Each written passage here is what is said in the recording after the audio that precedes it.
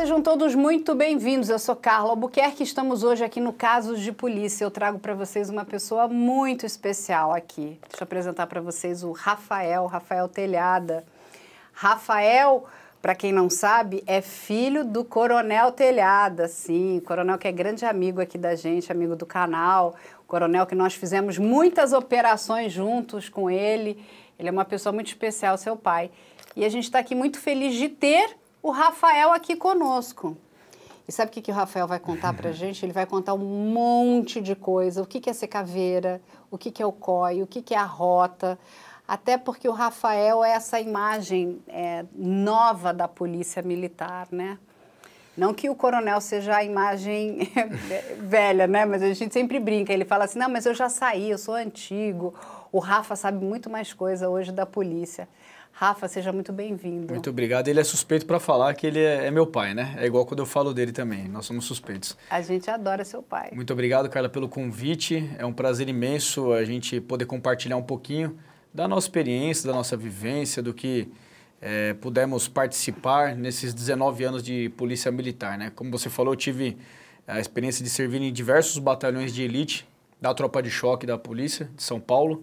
Então, angariamos algumas experiências e eu acho que quando a gente tem a oportunidade de compartilhar com um espectador assim, é muito bacana porque um pedacinho que a gente deixa lá no conhecimento de alguém já valeu todo o nosso esforço lá atrás. Então, muito obrigado pela oportunidade. Agora, antes até da gente começar, porque assim, você desde muito pequenininho, né? Você, sua irmã, conviveram com a história da polícia com seu pai. Eu lembro de estar ali no gabinete dele na rota e seu pai é muito apegado à família, ele é muito ligado à família, então ele tinha fotos de vocês pequenos, né? E ele falava que, olha, meus filhos estão comigo desde sempre, é muito bonitinho isso. Sim. Como é que é ser filho de um policial tão engajado? Porque seu pai é um policial militar muito engajado. É, de corpo e alma, né? Não é aquele policial que às vezes está na profissão momentaneamente ou por uma falta de opção de passagem. Não, meu pai... A nossa família vem desde lá de trás do meu bisavô, de uma linhagem de segurança pública. Meu bisavô ele foi inspetor de quarteirão lá na freguesia do Ó, há muitos anos atrás, que era uma força, digamos assim, auxiliar municipal da Força Pública e da Guarda Civil. O meu avô, pai do meu pai, foi guarda civil de São Paulo antes mesmo de se tornar polícia militar, em 1970. Meu pai ingressou em 79 na instituição, na PM.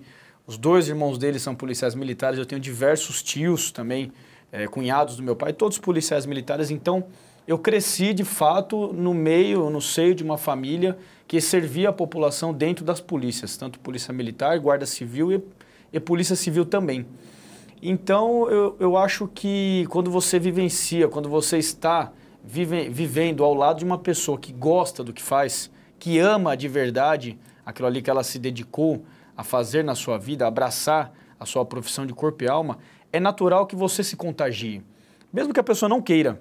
Muitas vezes, por exemplo, meu pai tinha preocupação e ele externava isso quando eu comecei a ficar adolescente e eu já falava desde criança, quero ser policial, quero ser da rota, tal, coisa de criança até então, né? Mas aí comecei a ficar adolescente, meu pai falou, acho que tá ficando sério esse negócio. Tanto que tinha um tenente, quando meu pai estava na rota lá nos anos 80, teve um tenente amigo dele que me deu, eu criança, ele me deu um caminhão do bombeiro. Aí falou assim, ô Telhadinho, isso aqui é pra você ser bombeiro, tá? Não seja policial da rota, da rua, não. Pô, você vai ser bombeiro, bombeiro é muito mais legal, todo mundo gosta, é o herói, né? Não tem rejeição, né, bombeiro. E aí o tempo passou, meu pai expunha essa parte dele, essa preocupação, quando eu comecei a ficar adolescente, de falar assim, ó, não faça pra me agradar, não faça... porque você acha que eu estou te pressionando de alguma maneira, ele tinha essa preocupação. E eu falava, pai, não tem pressão nenhuma, eu quero ser policial. E meus estudos, como adolescente, ali, colegial tal, sempre foi voltado na minha cabeça, eu tenho muito assim foco, quando eu decido alguma coisa, eu tenho essa habilidade de conseguir focar e trabalho fortemente para aquilo ali. E eu sempre me preparei para o vestibular, para encarar o Barro Branco na época, e a polícia. E fiz assim...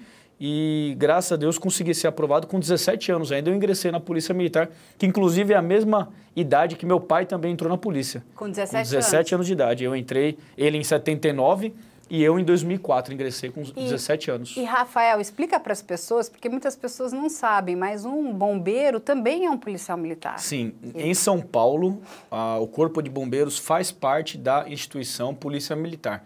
Em alguns outros estados do Brasil, não mais. Ele já foi desvinculado. Já foram emancipados. Muitos corpos de bombeiros foram emancipados e hoje são instituições independentes da Polícia Militar. No Brasil, em São Paulo, ainda estão ligadas e dificilmente, pelo menos acredito que nas próximas décadas, não tem movimento nenhum que tenha a força de emancipar o bombeiro de São Paulo. Então, por enquanto, todo soldado do bombeiro, todo salva-vidas lá no litoral, todos que trabalham no Corpo de Bombeiros são policiais militares. Tem a mesma formação de um policial militar que está nas ruas. E que aí depois ele vai seguir a carreira de bombeiro. Mas se um dia ele quiser ser policial militar, ele pode ser transferido para um batalhão de polícia e, ao contrário, também é verdadeiro. Um policial que está hoje num batalhão fazendo serviço de rua, de patrulhamento, ele pode pedir transferência e ir trabalhar no Corpo de Bombeiros. Tranquilamente, isso acontece direto. E agora conta pra gente esse seu desejo, né? Porque antes até de você ir para a rota, você fez todo o treinamento para ir para o COI, não é isso? Você foi caveira antes. Como foi isso? Conta, porque as pessoas têm muita dúvida. Até explicar um pouquinho para as pessoas, quando a gente fala a palavra caveira, né? Eles linkam ao BOP no Rio de Janeiro. No BOP, no Rio de Janeiro, os caveiras são o BOP. Sim. Aqui em São Paulo, os caveiras são o COI, é isso? Exatamente. Quando eu ingressei na Polícia Militar, eu tinha dois grandes sonhos. O primeiro sonho era servir na rota, era trabalhar no 1º Batalhão Tobias de Aguiar. E um outro sonho que eu tinha era completar o curso de Operações Especiais e ser caveira. Eram dois objetivos que eu tinha assim, muito claro, desejo profissional, que eu me sentiria realizado se eu conseguisse alcançá-los, né? Então, fiquei 4 anos no Barro Branco, fui trabalhar na região da Lapa, no 4º Batalhão, trabalhei na Força Tática, trabalhei comandando as viaturas pequenas e já deixei, logo quando eu me formei, já deixei meu nome lá na rota, né, para ir servir lá como tenente. Quando meu pai assumiu a rota e foi comandar o batalhão, a Polícia Militar não permite que o pai trabalhe com o filho numa questão de subordinação hierárquica, até para não comprometer ações de comando, de ter que tomar providência ali dentro do regulamento e ser pai e filho, né? Então, eu tive que esperar até próximo da aposentadoria dele, quando ele estava próximo de se aposentar, que a instituição permitiu que então eu fosse para a rota. Eu já estava com meu nome lá há 4 anos. E aí trabalhamos por um breve período, trabalhamos 11 dias juntos no mesmo batalhão. O meu pai comandante da rota e eu tenente de rota. Foi um período muito legal. E aí, a partir dali, eu estagiei, conquistei meu braçal na rota, que para mim eu considero que foi o grande ápice da minha carreira operacional, comandar pelotão de rota por 4 anos, na rota vespertina e na rota matutina. E é a mesma coisa que o jogador de futebol que vai jogar na seleção brasileira. Eu sei. É isso, o cara é bom, o cara bate uma bola bem, chuta bem com a esquerda, com a direita e tal, ele é convocado para a seleção e joga com os melhores. A rota é a mesma coisa. Você pratica um bom serviço no seu dia a dia, no seu território, ali no batalhão, e você é convocado, tem a oportunidade de trabalhar com pessoas que, da mesma maneira, amam e abraçam o que fazem ali com amor, com dedicação, e você está com os melhores, não tem jeito. E continuou aquele meu outro desejo de ser caveira, só que como eu estava muito envolvido com o serviço de rota, eu não tinha oportunidade de treinar, porque o curso do COI exige muita dedicação, muito treinamento, e não tinha como conciliar. Até que depois de 4 anos na rota, em 2015, eu fui transferido, fui tirado da rota pela Secretaria de Segurança Pública em razão de ter muito envolvimento com ocorrências seguidas de morte, resistência seguida de morte, chamada, hoje se chama morte por intervenção policial. São ocorrências que têm como resultado morte do criminoso. Na época... Que é um enfrentamento, é isso? É o criminoso enfrenta da polícia o com policial. Ladrão. A gente até, para vocês saberem, aqui para contar para as pessoas, nós estávamos numa gravação com o seu pai, ele ainda não estava na rota, ele estava aqui no 7º Batalhão, e teve um assalto aqui no hotel nos Jardins. Sim. E ele é acionado, e ele vai, né? E ele vai para tentar conter, porque, enfim, tinha virado um caos. E o assaltante, ele atira no seu pai. Sim, sim. E nós estávamos acompanhando, porque nessa época nós gravávamos muito com a Polícia Militar, E o seu pai, o que ele tem na hora que ele está atirando, tanto que era aquela coisa, o tiro no escuro, né? Um está atirando contra o outro. Sim. Ali. E o criminoso acabou falecendo ali.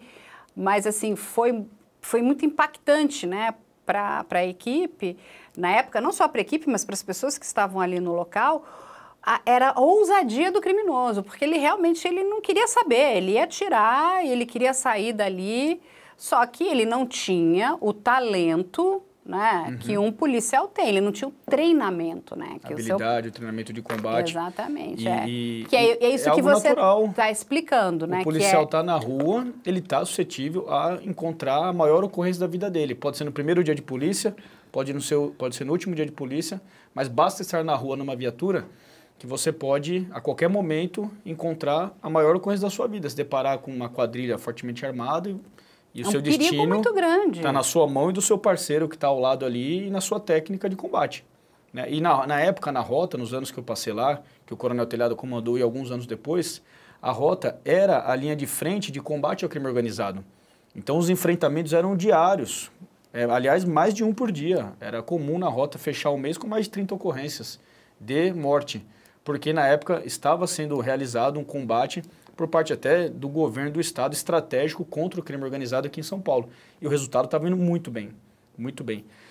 Enfim, mas aí eu fui transferido, porque o... Deixa eu só complementar uma coisa, claro, até para explicar para as pessoas, né? Porque as pessoas às vezes têm muita dificuldade de entender a diferença da polícia civil e da polícia militar, né? Até o Rafael pode me corrigir se eu falar alguma coisa errada aqui, mas acho que depois de tantos anos, né, fazendo já conheço um pouco. A polícia militar, ela é a polícia ostensiva, é aquela polícia que ela vai tentar combater para que o crime não aconteça, né? Porque depois que o crime aconteceu, por exemplo, tem lá uma cena de homicídio, a polícia militar vai preservar o local, mas quem vai entrar é a polícia judiciária, que é a polícia civil. Exato. Então, todo esse trabalho de enfrentamento é da polícia militar, é isso, Correto. Rafa? A polícia militar, ela é ostensiva e preventiva, então ela é uma polícia anterior ao crime. Então, é ação de presença, onde tem uma viatura, o crime não acontece, o criminoso vai para outro lugar e tal, e a missão da polícia militar está sendo cumprida. A partir da eclosão do crime, quando a ordem pública é quebrada, a polícia militar ela tem a competência de repressão imediata, que é isso, o crime está acontecendo, acabou de acontecer um roubo, quem está na rua em condições de atuar? É a polícia militar, que aí a partir desse momento deixa o caráter preventivo para se tornar repressiva na questão imediata ao fato. Conseguiu reprimir, prendeu alguém, não prendeu, fugiram, tudo bem, dá-se o suporte às vítimas e passa-se, então, toda essa competência para a Polícia Civil, que é a polícia chamada Polícia Repressiva ou Judiciária, que ela vai iniciar o boletim de ocorrência e o inquérito policial para ir no encalço dos criminosos, buscando a responsabilização criminal. Então, a polícia do dia a dia é a polícia militar. A Polícia Civil tem alguns aspectos e algumas unidades que andam até ostensivas, fardamento, uniformização e tal, mas geralmente para dar apoio em investigações que têm andamento e precisa de uma entrada, de uma ação ali para buscar prisões ou apreensões. Mas no dia a dia, pelo menos o constitucional, digamos assim, por isso que a gente quer tanto ver a polícia militar na rua, né? Exatamente. Onde tem polícia não tem crime. É o que a gente fala, quando você vê, né, uma patrulha policial, né, a gente se sente até, não, tá passando, tá aqui, né? Sim. Então nós nos sentimos protegidos de alguma forma. O mundo ideal seria ter uma viatura em cada rua, né? Não, seria perfeito. Casa, de nosso trabalho. Isso seria sensacional. Mas é totalmente inviável. Mas é a sensação de segurança que a gente fala. Onde está passando um policial, seja a pé, de moto, de bicicleta, de viatura 4 rodas, uma viatura de rota, de choque. Até a pessoa sente, até a cavalo, inclusive, né? Aqui na nossa rua da produtora, belos cavalos, né? Que a Polícia belos Militar cavalos. Tem. A gente tem, assim, eles estacionam aqui, né?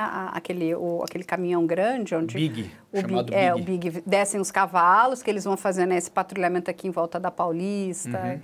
É ótimo, porque, assim, enquanto eles estão aqui, ninguém entra na rua. Sim. A gente ama. É muito bom. Sabemos e... é muito bacana quando o policial tem esse feedback, porque a população dificilmente ela conversa com o policial numa situação sem animosidade, porque geralmente a pessoa só tem contato com a polícia em situações ruins, em situação que ela precisa da polícia e aí a polícia é chamada para resolver ou que ela está numa situação de fragilidade. Então, quando a gente conversa com um cidadão numa situação normal de estar passando com a viatura, a pessoa parar, agradecer, fazer um joia para a polícia, um comerciante, um morador, isso, as pessoas nem têm noção de como isso é legal para o policial. Esse reconhecimento e a sensação de importância e de serviços relevantes que o policial tem naquele momento. Mas você sabe, eu vou te contar uma coisa, até antes de você entrar nos Caveiras, assim, eu me lembro quando eu era pequena, garota, eu lembro do meu avô, né, os meus dois avós, né, eles cumprimentavam todos os policiais, eles eram amigos. A gente perdeu, né, eu acho que isso é um pouco dessa nossa sociedade que é muito individualizada, né, a gente está muito no universo virtual. Assim, eu lembro que eles se cumprimentavam, eles sabiam o nome do policial, era muito... Mas não era só do policial, ele conhecia todas as pessoas da sua rua, do bairro, né? Então, poderia ser o homem que, sei lá, o sapateiro, o açougueiro, o padeiro, todo mundo se conhecia. Então, eu falava, olha o seu fulano, a dona cicrana, olha o policial. Então, assim, eu lembro meu avô muito presentes e contavam histórias, e ele sabia que o policial tinha filho, se não tinha, como é que estava, minha esposa vai ter mais um filhinho. Era uma outra cidade, a gente perdeu esse elo que é tão importante, né? E eu digo que quando a gente começou a fazer o programa, né, que é a Operação Policial, era muito para que as pessoas conhecessem a sua polícia, né? Conhecessem os policiais, qual é o trabalho da polícia, né? Porque tem aquela coisa que mãe fala, né? Que a gente fala coisas muito erradas para os nossos filhos. Olha, você se comporta, senão eu vou chamar a polícia para te prender. Então a criança já cresce totalmente com medo da polícia. Falando, não, a polícia vai me prender, né? Mas que policial que vai prender uma criança? Entende? Eu cansei de ver alguém falando isso na rua, parar a viatura, descer, cumprimentar a criança quase chorando. Cumprimentar a mãe, chamar a mãe de lado e falar, não fala isso. A pessoa querer ficar com medo, se ela precisar um dia do policial, ela vai fugir. Exatamente. Cansei de fazer isso, numa boa. E como é importante, né? Mas isso é todo um trabalho que precisa ser feito, inclusive, eu acho que é uma questão pública, né? Da questão da imagem da própria polícia, né? Que a gente precisa da polícia para absolutamente tudo. Sim.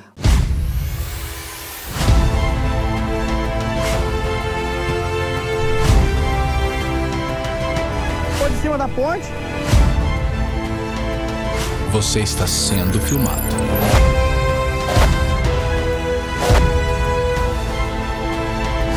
Você vê que ele desseca só metade. Isso é coisa do champinha. Era temido. Olha lá, foi. Levanta a mão. Só até ela mata ali, cara. Viado, pela...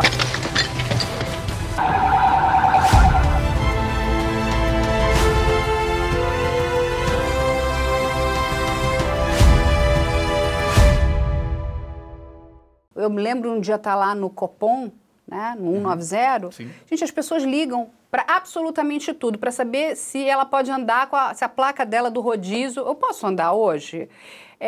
Não, eu estou no bairro tal, eu estou perdida. Não, e o policial está ali, tá? Não, mas onde é que a senhora está? Ele ajuda. E ajuda. Então, se você liga para o policial para absolutamente tudo, e se de fato acontecer alguma coisa, né, que você mais grave precise da polícia, por que a gente tem essa cabeça que é tão ruim? Eu sei por quê, mas eu acho que a gente precisa mudar essa imagem que a gente passou ali, foram muitos anos, né, inclusive tinha uma manipulação, né, para termos uma imagem de uma polícia tão, vamos dizer assim, repressiva, né? Repressiva, cruel e tudo mais. E a gente precisa da polícia. A polícia faz parte da nossa vida. Com certeza, totalmente. Primeiro, eu acho que em relação à interação humana nos dias de hoje, as relações humanas estão extremamente degradadas, né? A gente não conhece mais, como você disse, a pessoa que mora ao nosso lado, no nosso andar, porta com porta, às vezes frente a frente, 1 metro de distância, você não sabe quem é a pessoa. E a outra pessoa também não faz questão nenhuma de saber, para o carro na garagem do prédio, às vezes lado a lado ali, a pessoa passa do lado, não te cumprimenta, não fala boa noite, não fala bom dia. Eu convivo com isso, todo mundo percebe isso. É muito ruim, as relações humanas estão degradadas e, ao mesmo tempo, no celular ela conversa com pessoas em outros estados, em outros países, né? E não cumprimenta um policial, não cumprimenta uma pessoa, os mínimos preceitos ali de educação. E esse fenômeno está refletindo muito na segurança pública, por quê? Causa insegurança nas pessoas. Sim. Todo mundo participa de grupo de WhatsApp, de bairro, de região, do condomínio, do CONSEG, que é o Conselho de Segurança. Então, as pessoas estão em diversos grupos. Acontece uma situação criminosa, por exemplo, aqui na Paulista, a pessoa que mora lá na Vila Leopoldina, na Lapa, que é um lugar longe geograficamente, mas ela fica sabendo daquele fato e ela perde a sensação de segurança, ela fica com medo porque teve um roubo de celular na Paulista. Então ela sente como se fosse na rua dela. E aí, no outro dia, ela ouve de novo que teve o roubo, só que agora foi lá, por exemplo, em Pirituba, mas ela sente de novo aquele fato. Então ela acha que está acontecendo tudo muito próximo a ela. E vai causando uma sensação de insegurança por causa da informação. O acesso à informação é tão grande hoje, a gente é tão bombardeado por informações negativas, principalmente, que as pessoas começam a entrar em desespero e começa uma cobrança em cima da polícia do tipo, poxa, mas tá tendo um monte de roubo, mas não teve roubo nenhuma semana aqui no bairro, senhora? Não, mas teve sim, porque eu ouvi falar que teve tal lugar. Não, mas aqui não teve, aqui tá tendo viatura, tá tendo segurança. Então nós estamos sentindo até esse mundo virtual, ele está entrando até um pouco de maneira negativa, que, claro, ele é imensamente positivo a informação chegar nas pessoas, até para a Polícia Militar. De forma mostrar rápida. O seu trabalho dentro das redes sociais, das mídias digitais, isso é muito importante e a PM tem trabalhado muito nisso. Eu sou testemunha, que eu tenho muitos amigos que tocam, né, que encabeçam projetos desse tipo dentro da instituição. Mas a informação, boca a boca, entre aspas, que antigamente era pessoalmente, agora nos aplicativos de mensagem, ele causa uma sensação de segurança muito grande que nos preocupa. Sim, é algo a combater. Sim, a gente vai falar sobre isso. Mas agora vamos voltar para a história do Caveira, claro. Porque eu quero que você conte aqui para as pessoas, que eu sei que tem um monte de gente que quer saber como é que um policial se torna um caveira. Sim. Quando eu saí da rota e fui para o choque, voltei para o choque, eu não podia mais patrulhar. Eu estava proibido de sair na rua pela Secretaria de Segurança Pública. Eu fiquei 1 ano e 7 meses proibido de patrulhar nas ruas. Eu, na época, tenente telhada. Porque eu era perigoso, né? Pro criminoso. Fiquei 1 ano e 7 meses sem poder patrulhar na rua, de restrição de rua, que a gente chama. E aí eu falei, pô, o que eu vou fazer na minha vida? Eu tô aqui dentro do quartel, não posso sair, não posso patrulhar, que é o que eu gosto de fazer, tenho que me reinventar.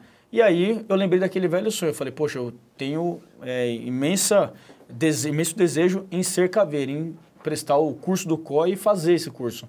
Comecei a treinar, né? Comecei a treinar no choque. Minha tropa, muitas vezes ia para patrulhamento, eu ficava lá na unidade. E aí consegui, no ano de 2016, fazer um treinamento intenso. Exige muita dedicação. Todo curso de operações especiais, no Brasil inteiro, em qualquer lugar do mundo, ele exige a imersão da pessoa. Se o candidato ali não tiver pensando naquilo dia e noite, ele não vai conseguir, primeiro, entrar e, segundo, concluir o curso. Não vai conseguir. Então, exige que você mergulhe de corpo e alma, de cabeça, naquele assunto. Física e mentalmente. Totalmente. Minha mulher brigava comigo, falava assim, você só pensa nesse curso agora, e a capa do meu celular era uma caveira, a imagem do celular era aquilo, eu só seguia assuntos de operações especiais. Focadíssimo. E você começa até a causar briga, porque a pessoa que está com você, seu companheiro, tal, a mulher, começa a sentir em segunda... em segundo plano. Fala, opa, ele só pensa no... Só que ela já conhecia o marido, já me conhecia, e ela sabe que eu sou assim. Quando eu foco... Você queria muito aquilo. Queria muito. Então, comecei a treinar, me dediquei. Eu nunca fui atleta. Eu sempre fiz tudo um pouquinho, assim, mediano, mas nunca fui bom em nada, um grande corredor, um grande nadador, não. Mas eu sempre fiz tudo. Aí me dediquei a treinar muito corrida e consegui ser aprovado no curso, no teste de aptidão física. Entrei no curso, ingressei em 2017 no curso de operações especiais. Esse curso, para que fique claro, é o curso da Polícia de São Paulo. Então, existe esse curso no Rio de Janeiro. Quem ministra esse curso é o Batalhão de Operações Especiais, que é o BOP, que ficou famoso no Brasil por causa do filme. Do Tropa de Elite. Do Tropa de Elite, um filme maravilhoso, muito bom. E aí ele trouxe à tona o que é ser caveira, né? Um pouco do treinamento e da atuação de um caveira lá no Rio de Janeiro, no caso. E as pessoas sempre perguntam, a rota é o BOP do Rio de Janeiro, né? Não é. O serviço do BOP do Rio, quem faz aqui em São Paulo é o COI. A rota entre favela, claro que entra, mas a rota é o patrulhamento tático. É o patrulhamento de viatura, é um patrulhamento urbano. Homens dentro da viatura patrulhando, roubo, rouba-banco, tráfico, sequestros. Quem faz o trabalho que o Bob faz de subir morro, descer morro, meio do mato, rapel, atirador de sniper e tal, é o COI, aqui em São Paulo, que significa Comandos e Operações Especiais. E aí, ingressei nesse curso. É um curso, assim, uma loucura, porque ele tem alguns objetivos, são algumas etapas no curso. E o principal objetivo do início do curso é te despir de toda a sua vaidade que você tem lá no mundo lá fora, que você é tenente, é capitão, é sargento, é delegado. Então, primeiro, a função dos instrutores é lembrar que você é só um homem, que você não é mais nada. Então, você tira a sua farda, você coloca uma farda de aluno, todos são iguais, não tem soldado, não tem idade, não tem capitão, tenente, não, são números. É o 01, 02, 05, 10, 15. Eu era o 38, por exemplo. O número era o 38. E aí, todos iguais, todo mundo carregando um fuzil, carregando uma mochila e começam os ensinamentos. Então, é muito importante porque a primeira coisa, você aprende a ser humilde, porque você depende do outro que está do seu lado para te ajudar quando você se machuca, quando você cai, o cara te ajuda a levantar e daqui a pouco você está ajudando ele. Então, você aprende a ser humilde, você aprende a passar fome, a passar frio, a passar sono, não dormir. São 3 coisas que estão presentes durante todo o curso. É frio, fome e sono. Isso é frequente. Os 45 dias de curso aqui em São Paulo são 45 dias passando fome, passando frio, tremendo, molhado o tempo todo e sem dormir. E nesses 45 dias você não volta para casa, não volta para casa, não tem celular, não tem relógio. Você está num batalhão. O curso se passa em diversos lugares. A sede, né, entre aspas, a base do curso é no batalhão, é no COI. Só que você tem muitas instruções em represa, em outras unidades onde tem, por exemplo, bombeiro, que tem muita piscina, tem área de instruções de altura, de rapel, de invasões táticas. Faz muito da instrução no interior de São Paulo, represa de São Carlos, represa de Mariporã, litoral norte. A instrução de montanha, por exemplo, na divisa com o Rio de Janeiro, região de Extrema ali, São Paulo com o Rio de Janeiro. Então o curso se passa em diversos lugares. E quando eu falo assim que a gente não dorme, as pessoas não acreditam, né? Mas, por exemplo, no meu curso, a minha experiência, nós tivemos a primeira noite que a gente teve disponível, que foi dado assim 2, 3 horas para a gente dormir, foi na 8ª noite. Foram 7 noites, dias e noites sem dormir. Como que a gente dormia? Num deslocamento, por exemplo, vamos para uma instrução no bombeiro. Todo mundo ia no caminhão. Aí dormia no caminhão. E no caminhão, quando o instrutor deixava, porque tinha instrução que eles não deixavam dormir, ficava lá cutucando, tal, tinha que cantar alguma canção militar, tal, para ninguém dormir. E se alguém apagava, eles acordavam. E até tudo isso é estratégico, é intencional, é para elevar ao máximo ali o cansaço, o estresse. Isso, a fadiga psicológica, física. Tanto que era comum você estar andando e a pessoa cair do seu lado, você olhava, o cara estava caído dormindo. Ele dormiu andando, ele dormiu de pé. Mas deixa eu te fazer uma pergunta, vocês não eram maltratados? Não. Tudo no curso tem um significado e tem um momento de acontecer. Por exemplo, as pessoas vê o filme também, acham que apanha na cara, dá tapa na cara, bate e tal. Não, isso não acontece. E existem momentos que tem contato físico, mas é um momento, por exemplo, de instrução de luta, instrução de artes marciais. Tem exercícios que se passam próximos do final do curso, em que simula-se invasões e fugas de local tomado por traficantes. Então, alguns exercícios você é levado muito, a sua resiliência ela é levada realmente a teste. Mas agora, a gente imaginar que a todo tempo está batendo, está dando tapa, tal, isso não acontece. E aí, deixa eu te fazer uma pergunta. Por que não deixar vocês dormirem tantas noites? Isso não te deixa mais fraco? Sim, essa é a intenção. Por quê? Quando um operador já caveira, formado já, quando ele vai para uma missão, ele não é um operador normal. Ele não é um policial normal de rua. Ele é um operador especial. Por isso que ele é de operações especiais. Um operador normal, ele não vai para uma missão de 3 dias, por exemplo... vou dar um exemplo aqui. Por exemplo, caiu um avião uma vez nessa região de São Paulo, divisa com Minas Gerais, nessa região de extrema. É totalmente mato, totalmente. Quem vai lá resgatar essas pessoas? É o COI. Tem que ser o COI, porque um policial não vai conseguir andar 3 dias para achar uma aeronave que ninguém sabe onde está. E aí, nessa caminhada, você vai tomar chuva na cabeça 3 dias, dia e noite, você não vai dormir, você vai ter que levar peso, você vai ter que achar muitas vezes a vítima lá e resgatá-la e carregar de volta 3 dias. Então, a essência do serviço, o que o serviço de operações especiais ele traz como natural, de fato ele vai exigir isso do operador. Então, no curso tem que ter. O curso tem que testar o operador, porque se ele não suportar aquilo, ele não serve para ser operações especiais. Ele tem que voltar para o serviço de rotina, para o serviço convencional. E você pode ter homens e mulheres? Pode homens e mulheres, mas não existe nenhuma mulher até hoje em São Paulo caveira.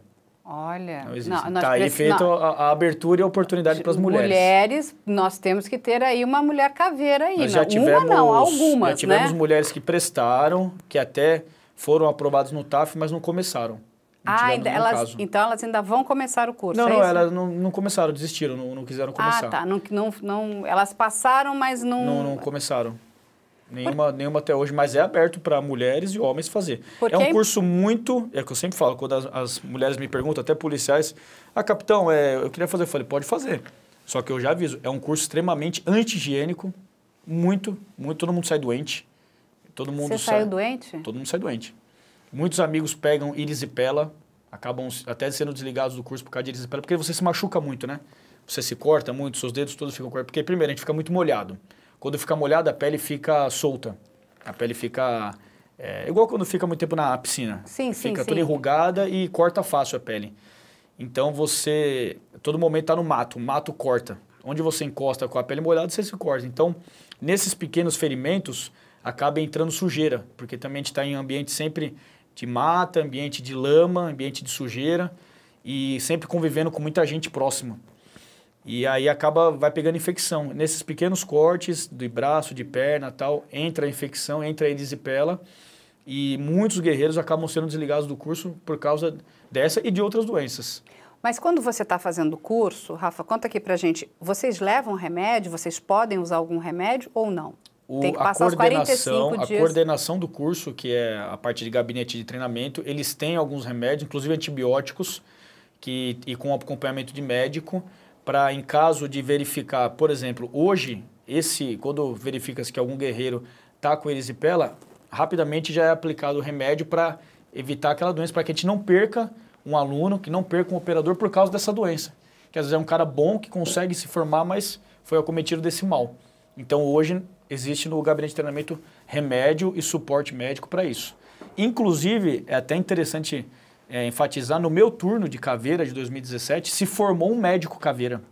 Olha que legal. A Polícia Militar tem um médico, o Capitão Silvestre, meu amigo, se formou comigo no meu turno, e ele, além de ser caveira do COI, hoje ele trabalha na rota. Ele é um capitão médico PM.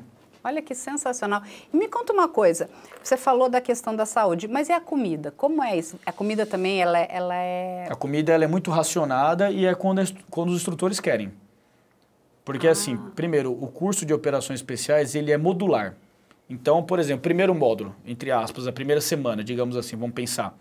É uma semana que é o que eu te falei, ela tem que te despir da vaidade e te reduzir a homem. Então, é muita corrida, é muito exercício físico, é muito treinamento. São exercícios que não colocam em risco a integridade e a vida de ninguém. Mas é para te dar um choque, tipo, para você acordar onde você está. Você está no curso de operações especiais. E aí, aquele momento ali, não come, não dorme, porque o máximo que vai acontecer é o cara cair no chão dormindo. Só que aí depois começa um módulo, por exemplo, de explosivo. No módulo de explosivo, o cara tem que comer. E ele tem que dormir antes, porque senão ele vai estar mexendo no explosivo, dormindo. E aí vai causar um acidente. Sim, perigoso. Então, naquele momento, daquele módulo, durante a noite, deixa dormir um pouquinho, 3, 4 horas. O aluno consegue dormir um pouco para no outro dia estar em condição de mexer com aquela matéria que é importante, que pode causar morte. Instrução de altura, por exemplo, quando tem instrução de rapel, o cara tem que estar descansado, porque senão ele cai do prédio, e cai mesmo. Instrução de tiro, o aluno tem que descansar um pouquinho antes. Então, todo o curso, a grade curricular, toda a extensão dele é totalmente pensada. As pessoas acham que é só na raça que a instrução está acontecendo e ninguém está pensando naquilo, não. Todo o curso ele é pensado pelos instrutores, pelos caveiras, que já fizeram o curso anos anteriores, que tem cursos no Exército, por exemplo. No COI hoje nós temos alguns guerreiros lá que são onça. O que é o onça? É o guerreiro que se forma lá em Guerra na Selva, no SIGS, na Amazônia. Na Amazônia, né? Então nós temos sargentos, capitães que são formados pelo SIGS. Temos guerreiros que são formados pelos comandos anfíbios da Marinha. Todos esses operadores trazem um pouco de conhecimento e montam o nosso curso, né? Então, é um curso que ele é pensado de cabo a rabo. A instrução, por ser um curso curto, de 45 dias, em outros estados, esse curso chega até em 3 meses. O curso de operações especiais atinge 2, 3, 4 meses. O nosso, em São Paulo, ele é mais enxuto, 45 dias. Só que é a mesma carga horária. Ou seja, tem que espremer muito conhecimento em 45 dias. Então, de madrugada, não é que a gente fica acordado fazendo nada, fica em aula. Fica em aula, fica tendo instrução, fica tendo instruções noturnas e amanhece o dia tendo instrução. Então, ele acontece o tempo todo. São 45 dias em operação. E me conta uma coisa, Rafael, uma das coisas que as pessoas perguntam muito, né? Porque o policial que trabalha no COI, eles são esses policiais que, exatamente o que as pessoas se perdem no meio do mato, Sim. né? Então, vamos escalar uma montanha e acha que às vezes isso é muito engraçado, ela fica perdida. Aí fica, sei lá, 2, 3, 4, a família desesperada, saiu e não voltou. Quem vai são os policiais que vão tentar resgatar essas pessoas, trazer de volta. Durante o curso, vocês também são deixados para que vocês tenham essa noção, né, de direção, porque uma das coisas que eu lembro uma vez que a gente gravou com um policial do COI, que ele fala, as pessoas se perdem porque elas acham que elas estão andando em linha reta, só que a nossa passada não é reta, então a pessoa começa a andar em círculos, então ela acha que, e ela já, aí que ela se perde. Sim. Vocês também são colocados nessas situações Sim. que vocês precisam descobrir as saídas, como é que sai dali, como é que encontra? Sim, no curso começa-se primeiro em grupo, você é deixado, é sempre na Serra do Mar esse tipo de instrução, porque é onde as pessoas mais se perdem. Região de, quando desce ali para Cubatão, a região de Ribeirão Pires, Estrada Velha do Mar. Então, começa em grupo, os alunos são deixados em grupo, em 5, 6 alunos, e tem que fazer uma sobrevivência de 2 dias, por exemplo. Montar uma barraca, montar uma fogueira, montar um dormitório, uma latrina, e etc. E aí, no segundo momento no curso, você é deixado só em 2. É você e seu canga, que é seu parceiro ali de curso. Você é deixado em 2 para sobreviver 3 dias. Daqui a pouquinho você é deixado sozinho. E você tem que chegar, é te dado uma missão, você tem que chegar em tal lugar e colher, isso é mais instrução de navegação terrestre. Então você tem que recolher diversos, são folhetos praticamente, você leva um folheto e você vai juntando eles. E no seu destino final você tem que estar com todos na mão. Isso demora um dia e uma noite, então. E você vai sozinho.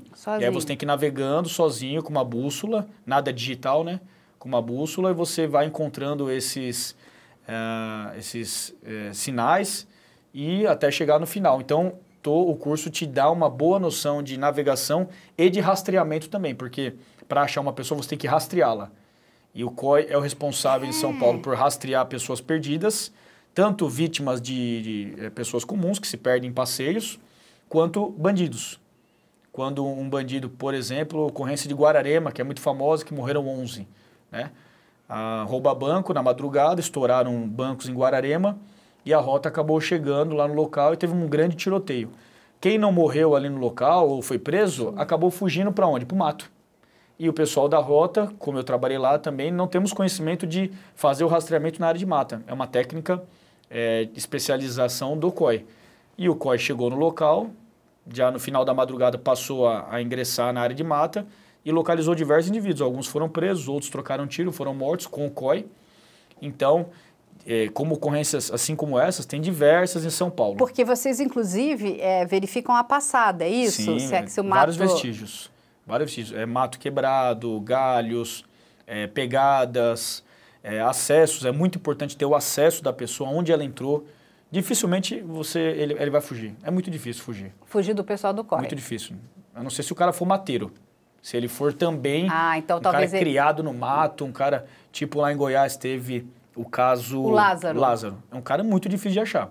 Porque ele conhece. Ele conhecia a região, então ele sabia, inclusive, andar no meio dos riachos, enfim. Exatamente. Inclusive, na época, de uma árvore para outra, eu fiz um vídeo parabenizando a polícia, toda a integração que teve lá, porque não é fácil pegar um cara desse. Nós tivemos experiência aqui no COI. E é muito difícil. Um cara que conhece a região, conhece o mato, ele é quase um caveira. Ele fica uma semana sem comer, sem beber, ou bebendo água. Exatamente. Tal. Ainda ele fica sem comer, ele fica quieto, ele vai ficar escondido. Fica descalço, pouca roupa, um facão na cinta, ele sobrevive. Situações que outras pessoas não conseguem. E me conta uma coisa, além de tudo isso, por exemplo, quando a gente está falando da questão da alimentação, vocês também, por exemplo, precisam descobrir que alimentos vocês podem comer ali no meio do mato? Sim, tem instrução de alimentos, tanto plantas, cogumelos, tudo que você pode coletar, frutas, animais, porque também caçar é muito difícil. Não sei, quem já caçou sabe o quanto é difícil você caçar um animal e depois você tem que saber fazê-lo para que ele fique apropriado para ingestão. Exato. Por exemplo, se você pega um coelho, ele tem a bilis dele que se você cortar ele errado, lá matar e na hora de fazer você estourar a bilis dele, você contamina toda a carne, fica impossível de comer. Então tem que saber o local certo de cortar para retirar aquilo ali. Então toda essa instrução tem no COI. Toda. Gente, é fantástico isso, né? É um curso muito bom. Eu vou fazer até um comparativo meio tonto, mas eu preciso fazer. Praticamente, a gente tem que acompanhar um dia, né? Ou um dia não, os 45 dias ali, gravar com o pessoal do COI, porque é quase que Largados e Pelados da Discovery, Totalmente. Né? Porque aquelas pessoas ficam ali naquele tempo elas estão sem roupa. Eles estão sem roupa, né? E essa parte não tem no COI. Não tem, ainda bem. Mas eles precisam sobreviver, né? De alguma forma ali com o que eles têm. E eles têm um momento que eles precisam, inclusive, sair do ponto onde eles estão e chegar do ponto A para o ponto B, onde eles vão ser resgatados. E aí Mas são pessoas que pelos episódios que eu vi algumas vezes, são pessoas ali que já têm algum treinamento, alguma habilidade alguma anterior, habilidade física. Eu certamente ficaria perdida no meio do mato. Eu acho que isso... Mas depois você aprendeu tudo isso, aí você ficou 45 dias. Sim. Aí você passa no curso, é isso? São 45 dias. Primeiro, é legal destacar, né? Nesses 45 dias, geralmente o grupo de alunos começa com 45, geralmente 40, 45 alunos, termina cerca de 20% disso. Só? Geralmente são uma média de 15 alunos que terminam. Cada ano varia um pouquinho esse número, para cima, para baixo, mas é uma média de 20%, não chega a 30%, geralmente. Por exemplo, essa questão de você estar sempre levado ao máximo, de frio, de fome e de estresse, né? É muito interessante porque... Enquanto você está no curso, você não adoece. Questão de gripe, né? Ninguém fica gripado. E você passa frio o curso inteiro. Meu curso foi em maio e junho. É uma época de frio em São Paulo. Só que ninguém fica gripado. Agora, acabou o curso, você vai para casa, você chega no conforto de casa, todo mundo cai de cama e fica doente. Isso é muito interessante porque é a defesa do corpo. O nosso corpo é fantástico. Então, ele entende que você está numa ação de estresse, ele não pode adoecer. É verdade. Quando ele se sente confortável, que o cérebro reconhece que está no conforto, que já agora tem suporte, pode ir para o hospital, né, inclusive. Isso é muito interessante, eu gosto de destacar. Eu gosto de destacar o peso que a gente perde, né? A gente, no final do curso, ficamos verdadeiros caveiras. Por exemplo, eu fui com 80 quilos, que é o peso que eu tenho hoje, e terminei com 63. Eu perdi 17 quilos. Eu tenho foto nas minhas redes sociais. Do dia que eu terminei... A gente vai mostrar as fotos aqui do Rafael. Do dia que eu terminei o curso, eu tô uma verdadeira caveira, parece um usuário de droga da rua, assim. A costela aparecendo, a cara chupada, nada de gordura, de bochecha, de nada. E aí, quando você chegou em casa, sua mulher falou, cadê o meu marido? Não foi nem em casa. No último exercício do curso, a gente simula que foi capturado e fugimos de uma base, de um acampamento inimigo. Essa é uma simulação do exercício final. E a gente rema por alguns dias em São Vicente, aquela região do litoral sul. E aí você é resgatado pelo COI. Quando você chega no COI, geralmente é a sua formatura. O aluno não sabe muito bem porque ele está confuso, mas a família já está toda esperando no COI. E quando eu cheguei, nós chegamos com a roupa rasgada, já estávamos 5, 6 dias na mata. Então você chega muito deteriorado, né? Sujo demais. E quando... É engraçado, mas triste também, né? Minha família sempre lembra, quando nós chegamos, minha esposa surgiu com a minha filha. Minha filha, a Laura, tinha na época 2 anos. 2 para 3 anos. E aí elas vêm andando até mim, chorando. E aí eu já começo a chorar também, porque é impossível você ver sua família ali. Você não se emocionar. E conforme a Laura se aproxima de mim, ela está comendo um salgadinho, um negocinho lá de bolinhas. Ficou na mão dela. Quando ela vai me abraçar, cai no chão 2 ou 3 bolinhas daquele salgadinho. E imediatamente, sem pensar, sem raciocinar, eu abaixo, pego aquilo no chão e como. Ela fala, papai tá sujo. Não, aí minha mãe que estava vindo na retaguarda, você perguntou da minha mãe que estava vindo atrás, olha aquilo ali e cai no pranto. Porque aí ela fala assim, o que fizeram com você? O que fizeram com meu filho? Olha como você está pegando comida do chão. E eu comendo com aquele olhar, que você come sempre assustado, que alguém vai pegar da sua mão. Parece um usuário de droga mesmo, parece estar na Cracolândia. É um negócio absurdo.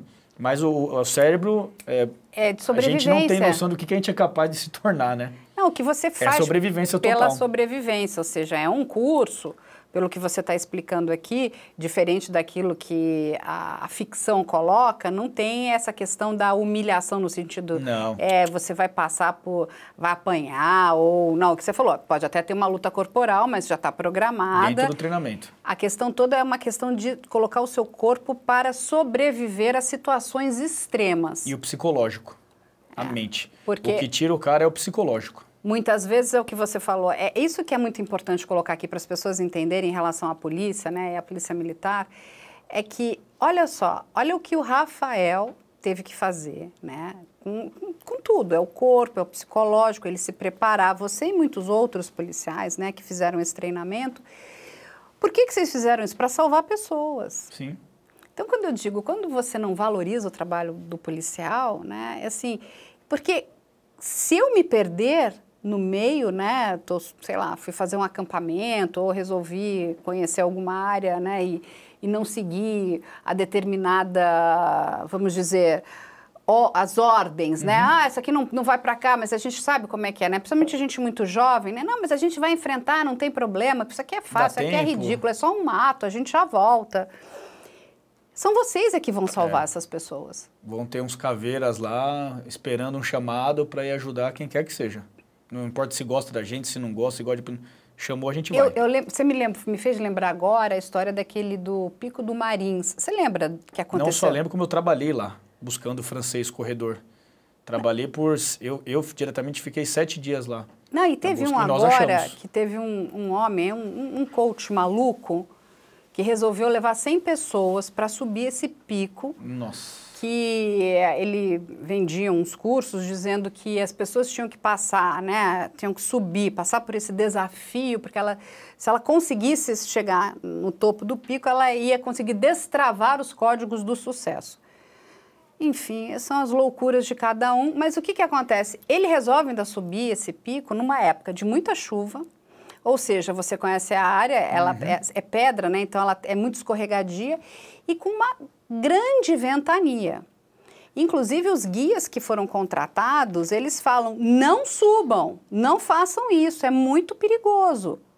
E aí, inclusive, algumas pessoas acho que até recuam, mas mas nós vamos agora destravar os códigos do sucesso, sei lá, os códigos do não sei o quê. Ele chega até um pedaço. E aí realmente parece que era um perigo muito grande, tinha uma grande ventania, e quem é que tem que ir? Corpo de bombeiros junto com o pessoal do COI, para resgatar todas aquelas pessoas, e não eram poucas, não, eram várias. Olha o perigo que as pessoas se colocam. Pessoa que não tem conhecimento, tem preparo físico. E sabe o que acontece? Não é só isso, quando você vai, além de tudo, você também está colocando a vida daquele policial em perigo, por mais treinamento que você tenha, que você seja muito bom... Não é?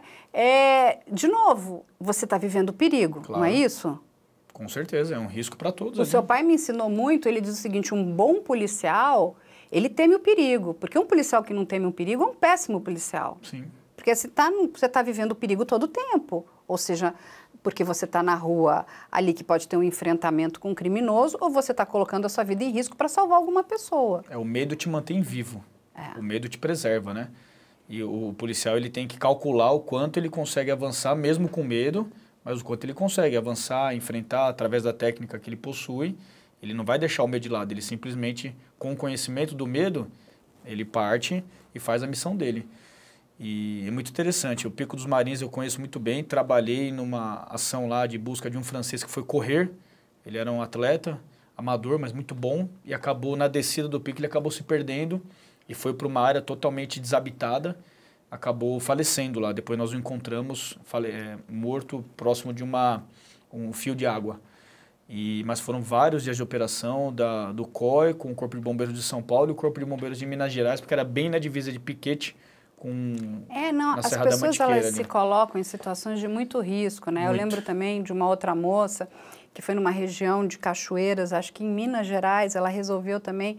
As pessoas elas querem tirar hoje a melhor selfie, a melhor foto, né? Então ela vai parar num pedaço da cachoeira. O que aconteceu? Ela despencou, né? De não sei quantos metros. É muito perigoso. E aí não tem o que fazer, porque acha que, sabe? Sim, não, já era.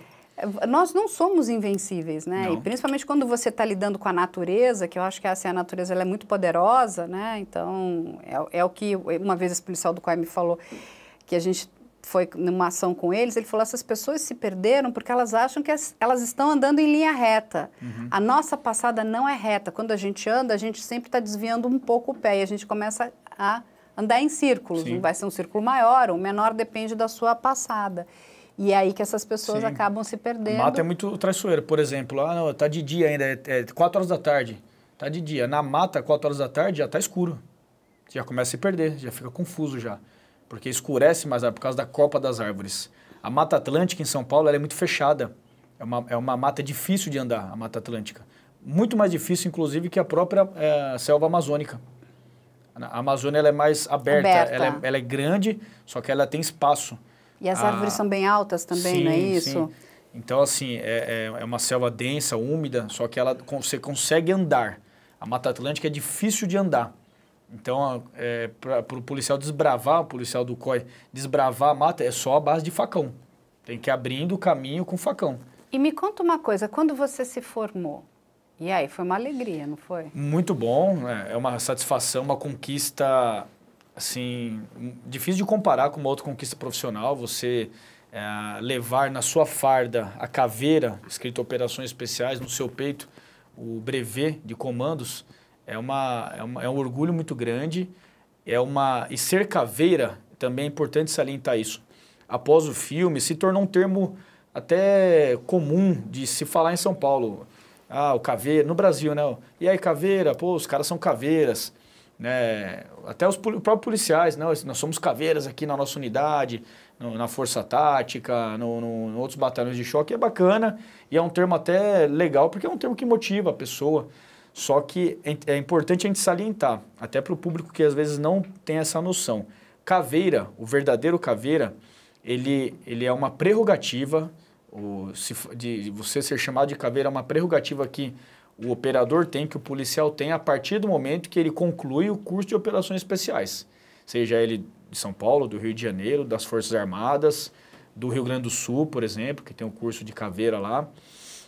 Então, o policial que conclui esse curso, ele tem a prerrogativa de ser chamado de caveira. E para você colocar em prática tudo que você aprendeu no curso, você tem que trabalhar naquela unidade. No COI? No COI. Aqui em São Paulo. Porque senão, se eu trabalhar, como eu trabalho hoje, por exemplo, na Força Tática, eu não consigo colocar em prática tudo que eu aprendi no COI. Porque aqui na Força Tática eu não fico atrás de pessoas, bandidos que fogem para a área de mata. Não, se eu tiver uma situação hoje dessa com a minha tropa, eu vou chamar o COI, eu mesmo vou chamar o COI, porque lá é um grupo que tem conhecimento, tem estrutura, tem equipamento, tem visor noturno. Qual tropa da polícia tem visor noturno? Para tirar do capacete, colocar aqui no olho e enxergar o mato tudo claro. Só o COI. Nós não temos na tropa diária, né, em batalhões de área. Isso aí você vê o cara se mexendo lá e consegue prender ele. Mas a gente tinha que ter isso também, não? Aqui Mas é só tropa especial. Porque é caro esse equipamento? É muito caro. Porque quando a gente para pensar, né, você tem até algumas áreas, né, que são essas áreas de muita aglomeração, né, quando a gente pensa até áreas de favela e tudo isso, seria fantástico você ter Por exemplo, todo esse equipamento? Eu fui no COI semana passada visitar os amigos, eles estão testando um equipamento lá que é um visor noturno termal. Então, além de você enxergar tudo no escuro, você vê a temperatura. Então, você sabe se é uma pessoa ali ou não. Porque Exatamente. pode estar atrás de uma porta, Sim. de uma barreira. Colocou a mão para fora, você vê vermelho a mão. Igual em filme, a temperatura toda do qualquer corpo. Um animal, uma comida quente, uma marmita, você consegue enxergar totalmente a temperatura muito claro. Mas isso seria fantástico se a gente conseguisse ter isso para a nossa polícia aqui, não? É muito caro, deve ser muito caro. É muito caro e é difícil a operação dele também. Não são equipamentos simples de se mexer. Tem que ter um conhecimento, tem porque que ter um controle. A tecnologia, quando ela é bem usada, né, ela auxilia demais, né? E a gente sabe que a tecnologia, nos dias de hoje, elas são muito importantes, né, para o serviço de patrulhamento, inclusive. Muito. Mas não tem jeito. Eu acho que no mundo todo, assim, existe a tropa geral, que é o grosso de qualquer instituição, e existem as unidades especializadas. E as unidades especializadas, elas têm que ser pequenas. Porque, por exemplo, o COI hoje não chega a 150 policiais, hoje no COI acho que são 120 policiais. Se for muito maior do que isso, deixa de ser especial. Porque é o treinamento constante. Cada operador ali no COI, ele tem uma série de cursos. Ele vai fazer curso fora, ele vai buscar conhecimento. Tem um investimento grande no operador do COI que está ali. Eu fiquei 2 anos e meio no COI. Mas tem operador que está ali há 10, 15 anos, ele é um poço de conhecimento. Então, não tem como investir nesse nível em 100 homens, por exemplo. Tem que pegar ali uma parcela pequena e de alto conhecimento. Eles vão ter muito conhecimento e eles conseguem repassar. E tem que ter todo um perfil. O operador de operações especiais é um cara muito diferente. Ele tem todo um perfil que não é fácil de encontrar.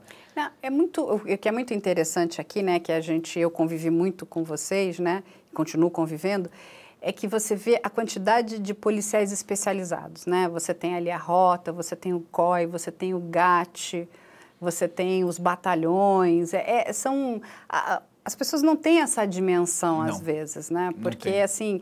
E não é, por exemplo, do mesmo jeito que você está me contando a questão do COI, um policial que vai para o GAT, ele também tem um treinamento muito especializado, porque aquele policial que vai ali aprender a desarmar uma bomba, sim, ele vai lidar com sequestro, né? Que não é não é um trabalho simples, né? O trabalho do GAT, ele é principalmente explosivistas, então é o esquadrão de bombas e ações táticas, principalmente ligados a refém.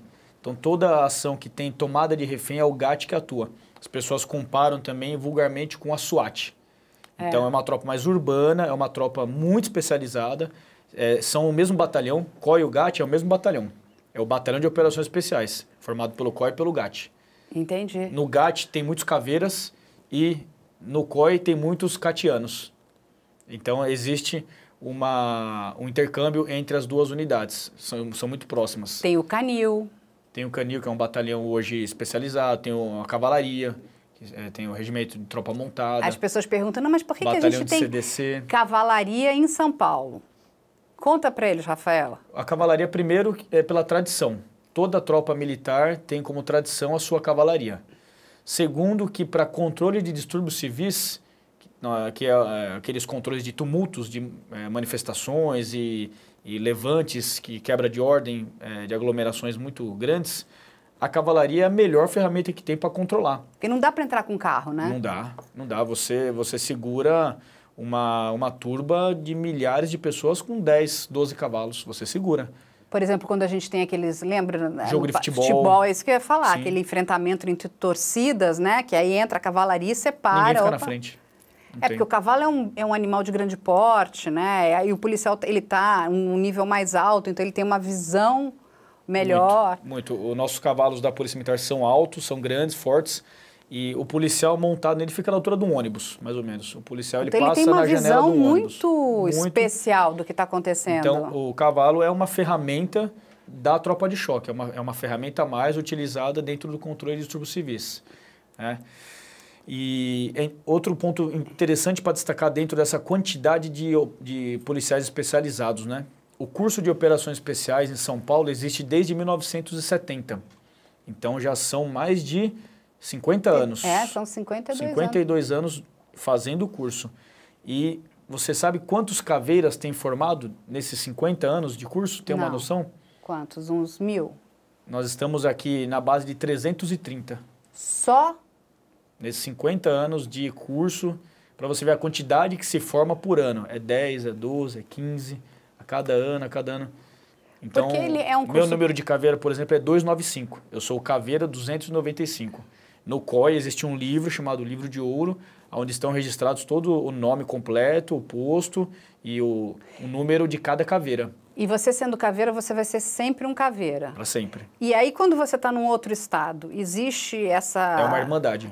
Vocês também se ajudam. Totalmente. Nós temos grupo de WhatsApp, caveiras que eu nunca conheci do Espírito Santo, do Mato Olha que Grosso, legal. da Bahia, das Forças Armadas. O caveira é uma credencial e é um grupo, né? Eu ia falar uma tribo, mas são pessoas que em qualquer lugar que chegar do Brasil e encontrar um outro caveira lá, naturalmente é como se fosse o melhor amigo de infância. Vai estender o tapete vermelho, vai acolher dentro do quartel, dentro da casa, vai junto.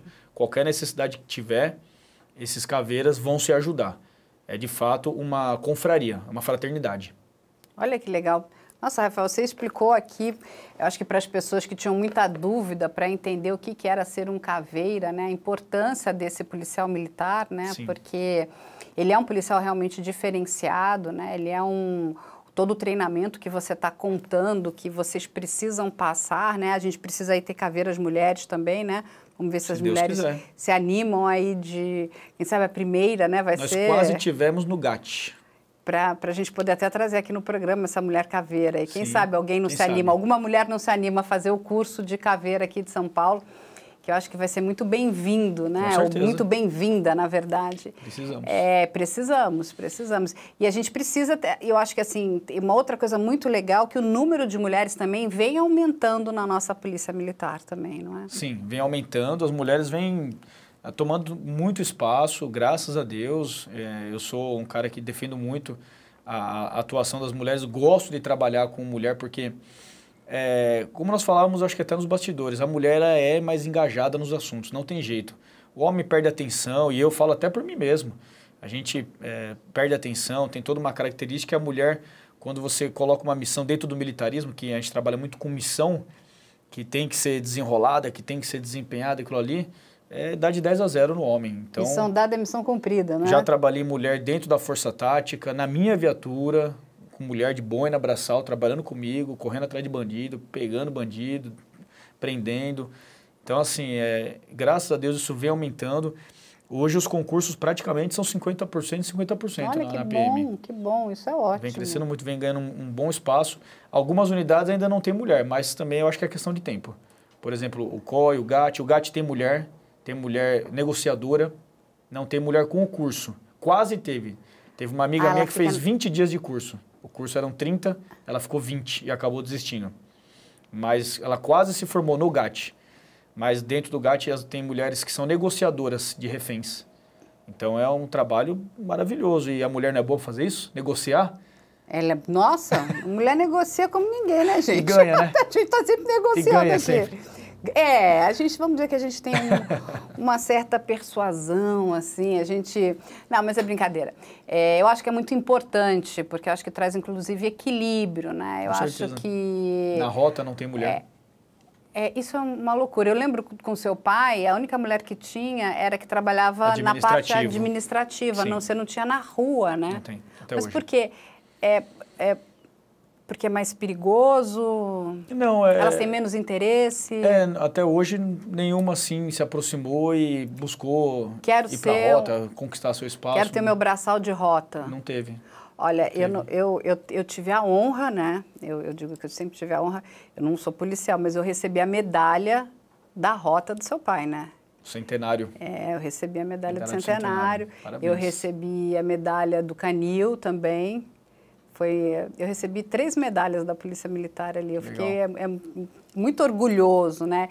Eu sou muito fã do trabalho da Polícia Militar, do quanto que vocês são engajados, do quanto vocês trabalham com todas as dificuldades, porque a gente sabe que quando a gente está falando da polícia, a gente está falando de segurança pública.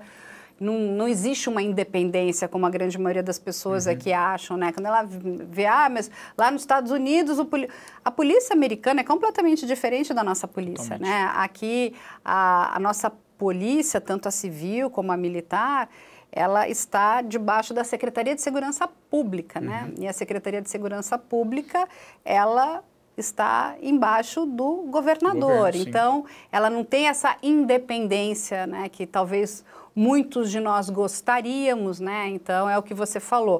Naquele ano que você estava, você tinha ali o governador que queria que tivesse bastante trabalho ostensivo em cima do crime organizado, aí muda, aí já não quer tanto. Aí eu já fiquei de castigo porque exatamente. Fiz o cara fazer. Aí, olha só, é uma loucura, né? Porque o bom policial, ele quer ir pra rua. O policial não quer ficar fazendo serviço administrativo. E aí que você falou, você está entrando no enfrentamento, aí vai vencer ali o melhor. Com certeza. É como a gente vê aqui, e aí a gente faz programas com polícias do Brasil inteiro, né? Outro dia a gente estava fazendo um caso, que foi um caso, que é o caso da Beatriz Angélica, que simplesmente, cada vez que o delegado estava chegando perto, né, de elucidar o crime, o secretário tirava e mudava. É uma loucura. Então, assim, não dá para entender, mas por que vai tirar o delegado que está à frente desse caso, que está chegando perto da elucidação desse crime? Não, agora ele vai para uma outra... Estranho. Vai para uma outra cidade, vai para uma outra comarca. E a gente já ouviu aqui várias queixas, né? É muito difícil, porque é o que vocês, tanto a polícia militar como a polícia civil, ela quer atuante.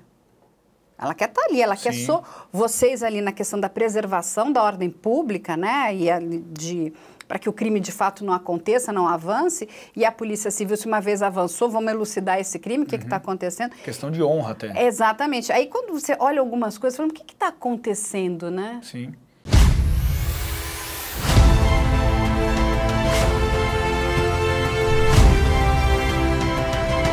Foi de cima da ponte. Você está sendo filmado.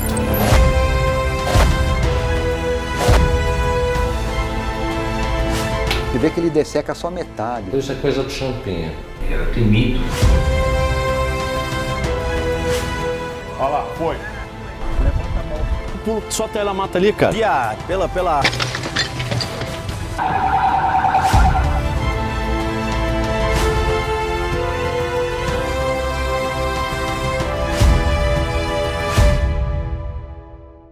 Deve dar um desestímulo muito grande, né, para o policial. Sim, o bom policial, ele se compromete com o serviço. Então, por exemplo, o capitão comandante de uma região, de uma área. Por exemplo, vou falar da região onde eu trabalhei, na Lapa. Quando acontece um crime na Lapa, um homicídio, um roubo, o capitão se sente responsável. O delegado da área ali que está comprometido com o serviço, ele se sente responsável. Não é legal. Você quer pegar aqueles caras que estão roubando naquela ponte, estão roubando naquela rua, estão roubando carro direto ali, vamos pegar esses caras. Os policiais, eles ficam todos ali atrás daquela quadrilha até pegar. E isso é natural. Então, eu costumo dizer que a polícia, o ideal seria que ela não fosse politizada na questão de estar tão subordinada com você, a pressões políticas. Isso eu falo ideal porque é muito difícil de acontecer. Como que a gente vai estar totalmente desvinculado do governo, de pressões ou ideologias políticas? É muito difícil isso. Nós estamos no mundo real, né? Não no mundo das ideias. Mas pelo menos que fosse um pouco mais blindada, para a polícia atuar de maneira mais técnica, sem se curvar tanto a momentos políticos, de ter uma pessoa, daqui a pouco tem outra, e aí o policial acaba ficando perdido nesse oceano de interesses, né? É o que a gente estava conversando aqui, o que acontece nos Estados Unidos. O policial americano, a polícia, ela é independente, né? Então, ela tem muita independência. Lógico, ela tem lá as prerrogativas dela, né? O próprio, vamos dizer que é o comissário, né? Que é o chefe de polícia, ele é eleito pelo povo. Sim, mas... sim. Então, é diferente, né? Então, ele tem o orçamento dele, ele tem as questões...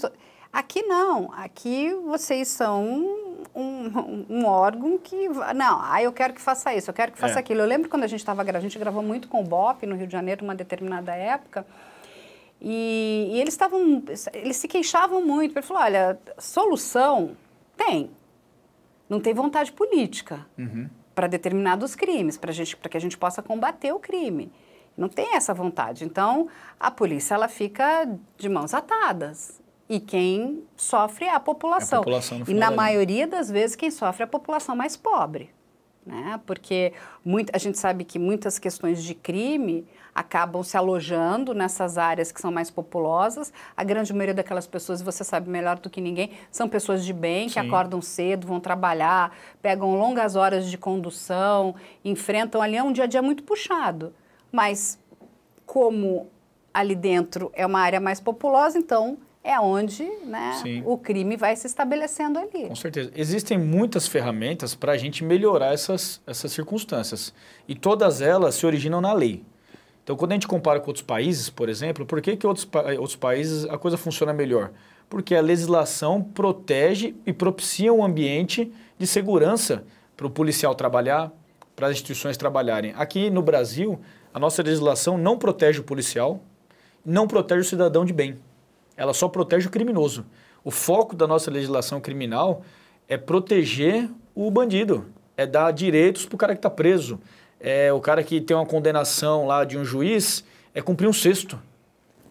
O juiz estudou e considera uma série de circunstâncias, uma série de atenuantes e agravantes para dar a pena exata do tamanho do que aquela pessoa merece.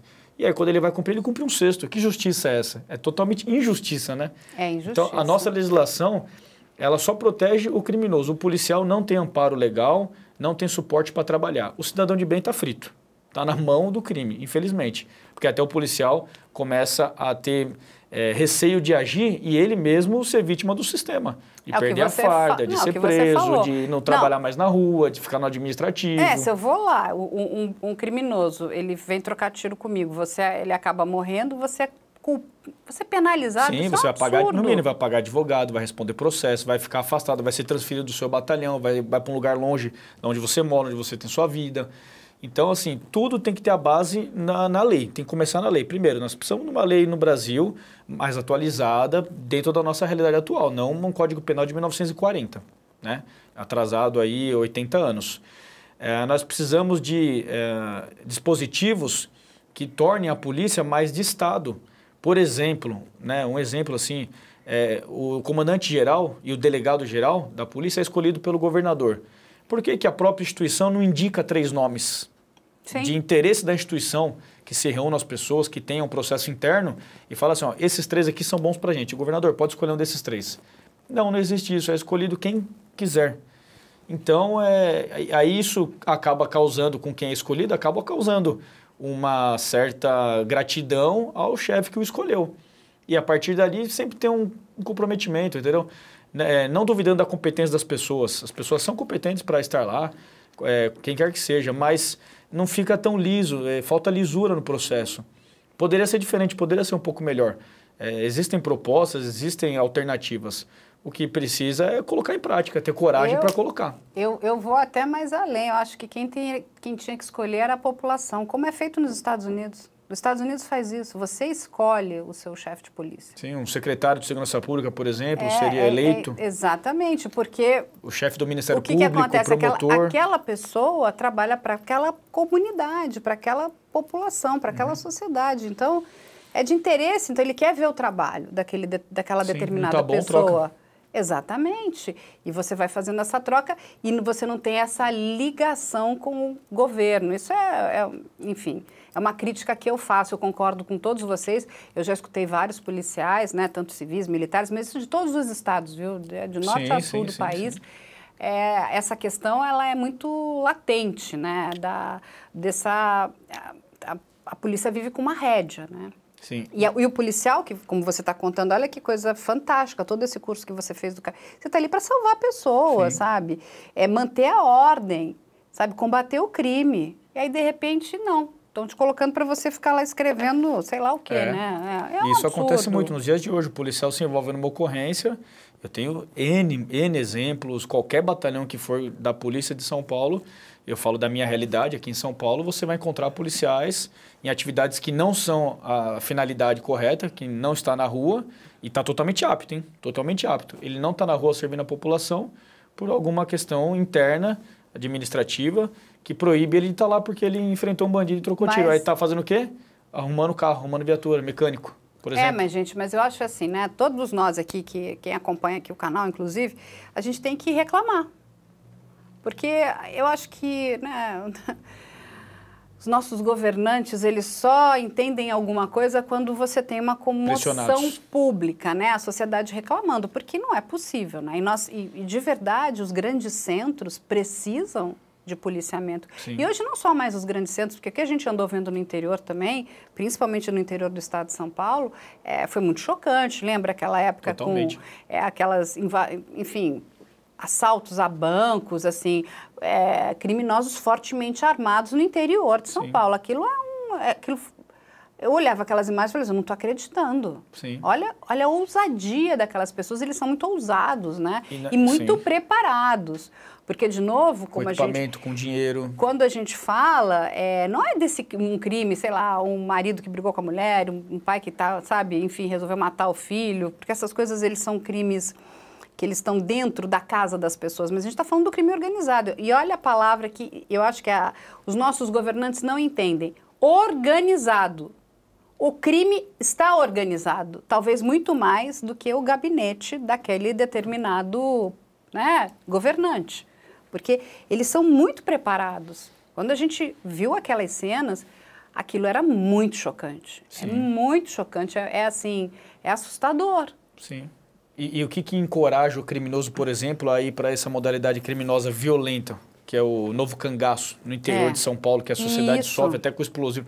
A pessoa passou perto do explosivo, o explosivo explodiu, deflagrou, arrancou a perna, o outro morreu. Isso aconteceu, um cidadão depois do crime, andando na calçada meio curioso, morreu, perdeu a vida, por curiosidade, por causa do explosivo que os bandidos deixaram. Isso é terrorismo. Isso é terrorismo. E no Brasil, o cara não é punido.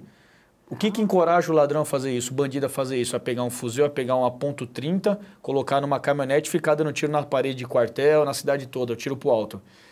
A legislação não consegue punir ele não tem medo de ser preso. Ele não tem medo nenhuma da lei, da pena que ele vai tomar, ele desconsidera. Então nós precisamos, dos reflexos principais da lei e da pena é você prevenir o crime. Como que você previne o crime? Colocando medo do cara ir para cadeia. Exatamente. Ele tem que ter medo de ser preso. Ele fala, se eu for preso, eu vou ficar 50 anos preso. Pelo amor de Deus, melhor não vou fazer isso não. Eu concordo com você. Isso não tem mais no Brasil. Você tem total razão, né? O criminoso, que é o profissional do crime, que tem maturidade criminal, diferente daqueles outros crimes, né? Esses crimes passionais, eles não têm medo nenhum. Ele sabe que você vai preso, ele vai pagar. Ele tem um bom advogado e tal. Vai ficar 2, 3 anos preso, vai sair. Vai ficar fugido, porque vai ter uma saidinha. Entra naquela coisa, né, da saidinha, não volta nunca mais. E assim vamos levando, né? Esse é o nosso país. E, enfim, e tem muitas pessoas que realmente entram na questão do crime organizado e acabam, né, envaidecidas, é um meio de vida fácil, e às vezes não é, porque o que você falou, se entrar no enfrentamento com a polícia pode acabar morrendo, né? Mas aí vem outro, vem outro que vai para o lugar daquele, vem outro que vai para o lugar, e vem outro que vai para o lugar, porque de verdade nós não temos, né, uma questão eficiente, né, inclusive que responda um clamor da própria sociedade, porque não é isso que a gente quer ver, é o que você falou.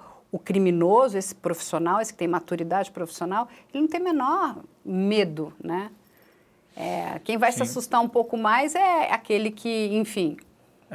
E o Brasil ainda é o país em que o crime vale a pena. Ainda. O que nós temos que trabalhar é para mudar esse panorama, para mudar esse conceito. O crime tem que não valer a pena. Exatamente. É o que você falou. Tem que ser custoso, tem que mexer no bolso dos chefões, de quem financia. Todo crime violento tem um financiamento por trás pesado, de crime organizado, até de empresários que estão lavando dinheiro. Tem cara que financia, como é que ele consegue alugar arma, alugar carro, alugar sítio? Eu tenho uma ocorrência na Rota, por exemplo, com 9 bandidos mortos em Várzea Paulista. Era um tribunal do crime. A inteligência levantou que estava acontecendo um tribunal do crime em Várzea Paulista. Meu pelotão de Rota Vespertina foi até Várzea para verificar essa informação. E ao chegar lá, nos deparamos com, de fato, diversos bandidos de facção criminosa julgando uma outra pessoa. E bem naquele momento, alguns estavam saindo do sítio, outros estavam lá dentro. Teve uma grande perseguição na região, um tiroteio violento. 9 bandidos foram mortos nessa ocorrência com a Rota, com o meu pelotão. Outros foram presos. Encontramos a menina lá que tinha sido estuprada ou estava sendo averiguada ali pelos criminosos.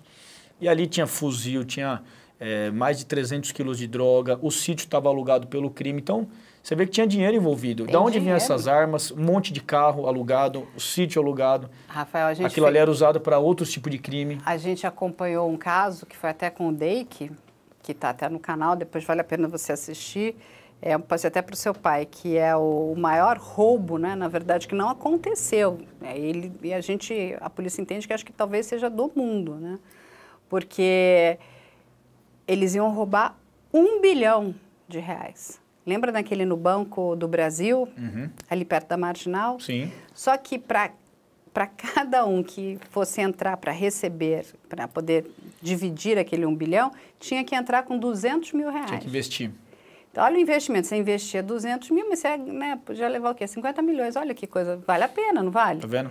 Esse é meu melhor negócio. Então não era bobinho que estava entrando, né? Não, ali todos, né, pelo que o delegado Fábio do Deik explica, eram todos já criminosos, já de longa data aí, de profissão de crime, né? Sim. Eles eram todos muito especializados, já eram todos... São aqueles que já têm a ficha que já, né, qualquer coisa que faça... A polícia trocou tiro também, né? Tá na alerta. Não teve uma troca de tiro, eles conseguiram pegar eles na boca. Eles iam... No momento que eles iam começar o assalto, eles todos foram presos e eles conseguiram ali, junto com a polícia técnico-científica, colocar todos eles na cena do crime. Eles todos foram condenados, mas eram 20 assaltantes de banco. As pessoas não têm noção, mas são pessoas muito especializadas. E essas pessoas, elas não estão nem aí para a população, porque, na verdade, o foco delas é isso. Eu quero ir lá porque a gente vai investir muito dinheiro para poder, né? Senão, sim, que vantagem Maria leva? Não vai para roubar um relógio, né? Isso é um outro tipo de criminoso. Sim. Mas, assim, é muito interessante quando você começa a entender, né, todo o trabalho da polícia e como é que é a estrutura do crime. É o que você falou, o crime ele está muito estruturado, ele está muito amadurecido, ele tem uma maturidade, então você tem que respeitar. Essa é uma questão, né, tipo, você achar que, não, tem que ter um respeito, no sentido, até para que você consiga combatê-lo. Senão você vai... É o que você falou, eles têm armamento que é poderoso, eles têm investimento, alguém está bancando tudo isso, né? Eu penso assim, eu não digo nem respeito, mas... Não, respeito não, porque é a sua vida, né? Não pode negar, não pode ter a negação de que eles são organizados, isso não.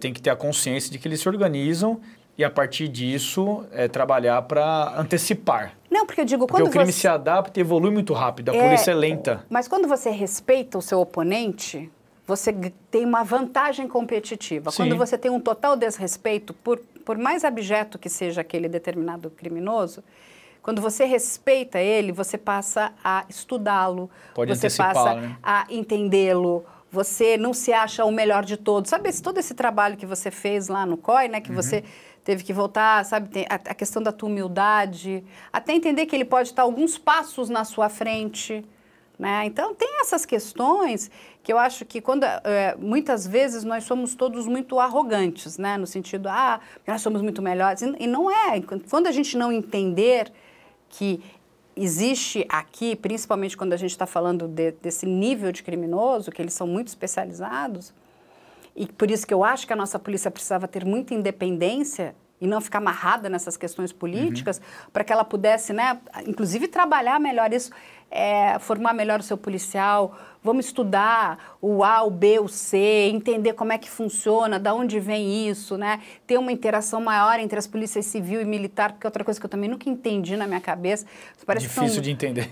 Duas coisas. Não, um complementa o outro, né? Um dá força para o outro. Nós, como sociedade, vamos ganhar.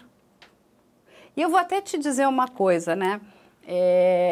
Eu acho que, assim, até você como policial, né? Quando você vê um criminoso, né? Tem um enfrentamento ali. Existe até uma questão... Um dia eu conversei isso com um delegado, ele falou assim, um criminoso experiente, ele respeita a polícia.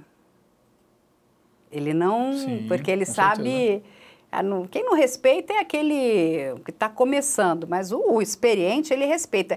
Porque ele entende ali, ó, agora a gente vai, né, tá aqui de frente a frente, né? Olho no ouro, né? É coisa de homem, né? Exato. É papo de homem e tal. Exatamente. Tanto que na rota, você deve ter visualizado isso algumas vezes, quando você faz uma abordagem de rota, que seja um carro lá, que o cara tem passagem, que já foi preso e tal... Você não esculacha, o policial de rota não xinga, não esculacha, não bate, não é grosso. Não, até o bandido, você está vendo o cara é bandido pela tatuagem, pela atitude, existe um respeito ali entre as duas partes. Você fala firme, você é enérgico e tal. E muitas vezes, os próprios que foram condenados, suspeitos ali, eles falam assim, pô, eu prefiro ser abordado pela rota, porque a rota a gente respeita. Mas por que eles respeitam? Porque tem respeito da outra parte também. O policial de rota respeita o criminoso como homem. Não quer dizer que vai deixar de trocar tiro com ele. Eu vou falar o seguinte, nós gravamos muito. E assim, a gente acompanhou até algumas prisões de uns criminosos ali importantes. A gente até fez muitas coisas com a rota. Todos eles respeitam a polícia. Todos. Sabe quem não respeita a polícia? É quando você está aqui num evento tipo, sei lá, ou tem a parada gay, ou tem moleque bobo. Que aí, você sabe quem é meu pai? Você sabe com quem que você está falando? Aí, essas pessoas que desrespeitam a polícia, né? Ou na virada cultural, não encosta em mim, você não... Falo, filho, não é isso, o policial ele pode fazer isso, ele está inclusive ali para averiguar se está tudo bem, se não tem nenhum problema. Sim. Né? Então, tem essa... Até para sua proteção, inclusive. Exatamente. Agora, quando a gente estava acompanhando, já é outro papo, existe um respeito. E eu vou te falar, teve até uma vez que a gente estava gravando que foi até com a rota, né? Ele falou, um dos criminosos foi preso, ele falou, ainda bem. Eu fui preso por um policial da rota, eu admiro a rota. Eu falei, gente... Contente, orgulhoso. Porque ele não foi preso por qualquer um, entendeu? Então ele foi preso a rota tem isso por um em São Paulo. policial que ele entendeu que era um policial de elite, Sim. Então tá tudo bem. Tem um orgulho para ele, né? A rota que me prendeu. Foi a rota que me prendeu, não foi qualquer coisa. A rota gosta desse espírito. Pelo menos eu não caí, não é? Exatamente, eu fui pego a rota, ela é temida pelos bandidos e respeitada pelo cidadão de bem. Isso a rota tem verdade. Se Deus quiser, vai sempre ter por muitos anos à frente, e isso já veio lá de trás, da década de 70, cada policial que serviu na rota construiu, colocou um tijolinho nessa fama, nessa sina, e eu espero que muitos anos à frente que eu vá embora daqui, quando eu morrer, e continue a rota. Vai continuar a rota. E só, Carla, é importante, assim, a gente tem críticas pontuais, claro, eu acho que nós temos que ter essa maturidade para receber e para fazer críticas pontuais na intenção de construir, né? Mas é sempre bom, eu gosto de salientar que eu sou um apaixonado pela polícia. Eu entrei com 17 anos para servir a população. Sirvo por 19 anos já na PM, quero continuar servindo a São Paulo, ao Brasil, à população, nos anos que me estiverem para frente. E é a instituição do Estado que mais dá suporte para o cidadão. É verdade. Não tem outra. Nós falamos no começo aqui. Não importa qual for o problema, não importa qual for a dor de barriga, se ligar 190, vai vir uma viatura te ajudar. Exatamente. Qualquer horário do dia, da noite, qualquer cidadezinha, mais longe que for. Eu posso dizer para vocês, eu passei ali alguns dias gravando no Copom, a quantidade, tudo. Meu filho eu estou entrando no trabalho de parto, para qual maternidade que eu posso ir? Hoje é o dia do rodízio do carro, enfim, tudo. Meu filho está engasgado, como é que eu desengasgo a criança? Qualquer coisa, eu estou na rua tal, não sei chegar na outra, e assim, é o tempo inteiro, aquele telefone não para de tocar, né? E assim, são policiais muito bem treinados ali, que estão ali no... E é assim, interessante você ver essa questão sociológica. A pessoa liga para a polícia. Muito estressante. Todo mundo sabe o número do 190. Qualquer coisa você vai ligar 190. Quando o seu problema é 190. Sim. Não é que tá na nossa mente, né? Tá. Que é quem você vai pedir ajuda. E então, não só... Sim. se você vai pedir ajuda, então vamos trazer, né, Claro, a polícia para perto claro. da gente. Que é muito importante ter a polícia para perto, Poxa. perto de nós, né? Como Não só as nossa amiga. pessoas, sim, não só as pessoas são dependentes da Polícia Militar, mas instituições.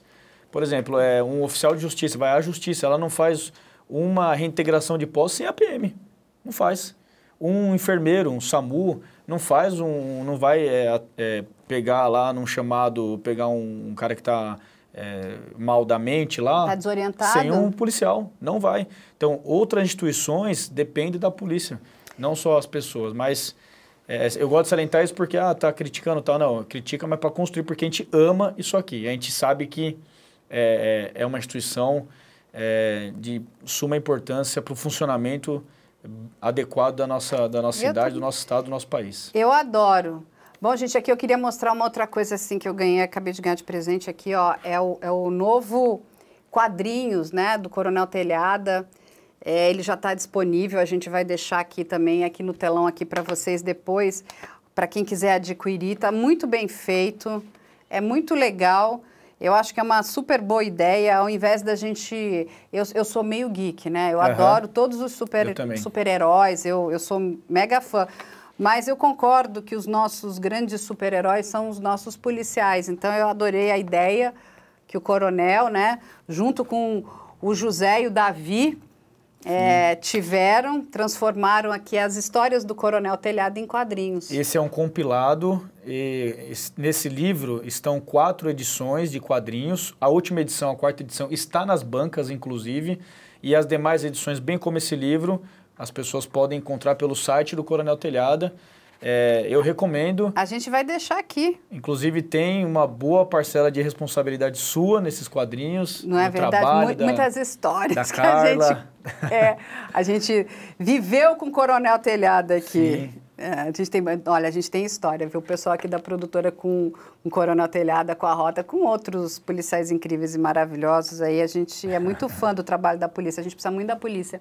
E eu vou deixar aqui também as redes sociais do Rafael. Quem quiser entrar em contato também, quiser pegar mais informações sobre as questões da Polícia Militar, do COI, da Rota, dos novos rumos aí do Rafael também, entre em contato com ele. Quem quiser também entrar em contato com o Coronel Telhada, ele também passa todas as informações. Passo sim. Tá lá nossas redes sociais, é tudo @Capitão Telhada, todas são iguais.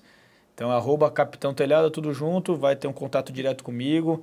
Eu gosto muito de interagir com as pessoas, converso, gosto de dar dicas. Muitas pessoas têm interesse em ingressar nas carreiras policiais.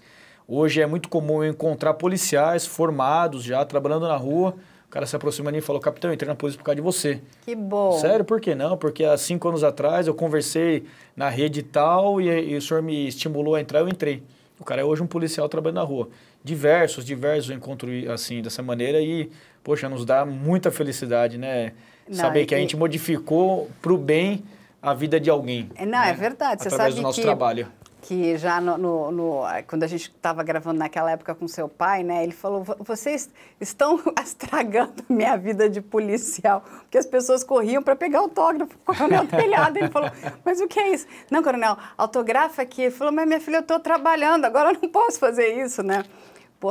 Mas é legal quando você consegue aproximar a sociedade dessa polícia, né? E mostrar que sabe, são pessoas como nós também, né? Que precisam, que você falou, de carinho, de admiração, de respeito. E quando a gente consegue unir a sociedade das nossas forças de segurança, a qualidade de vida de todos nós vai melhorar. Com certeza. Eu sempre acreditei nisso. A gente precisa trabalhar, a gente precisa ajudar a nossa polícia. E a gente ajuda também com respeito.